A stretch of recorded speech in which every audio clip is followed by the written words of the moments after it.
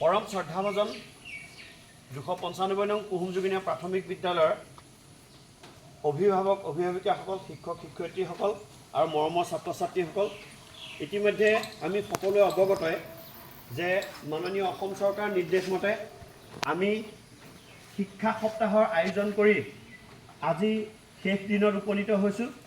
আজি সম্প্ৰীতি ভোজনৰ কাৰ্যসূচী, গতিকে আমি আজি সকলো একত্ৰিত হৈ অভিভাৱকসকলৰ যি বৰঙণি অৰিহণা, তেখেতসকলৰ সেই অৰিহণা, শিক্ষক শিক্ষয়িত্ৰীসকলৰ অৰিহণা সকলো একত্ৰিত কৰি আজি আমি ছাত্ৰ ছাত্ৰীসকলক এসাঁজ সম্প্ৰীতিৰে ভোজন কৰাব বিচাৰিছোঁ। গতিকে আমাৰ এই সম্প্ৰীতি ভোজনত সকলো ছাত্ৰ ছাত্ৰীয়ে অংশগ্ৰহণ কৰিছে। গতিকে আমি সকলোকে সপ্তাহজোৰা আমাৰ যিটো শিক্ষা সপ্তাহ কাৰ্যসূচী সুন্দৰভাৱে সম্পন্ন হৈ গ'ল, বিভিন্ন কাৰ্যসূচী ৰূপায়ণ হ'ল, তাৰ বাবে মই সকলোকে ধন্যবাদ আৰু কৃতজ্ঞতা জনালোঁ। ছাত্ৰ ছাত্ৰীৰ সৈতে যথেষ্ট ধুনীয়াকৈ তেওঁলোকৰ কাৰ্যসূচী কৰিছে, গতিকে তেওঁলোকক মই ধন্যবাদ জনালোঁ।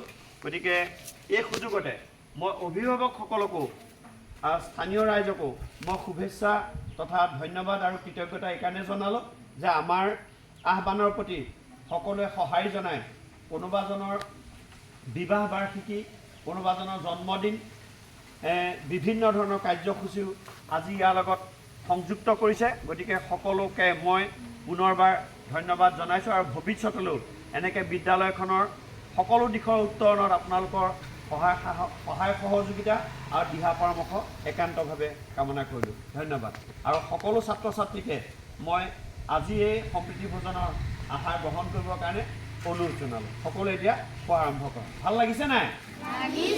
সকলোৱে কোৱা, লাগিছে নাই ভাল?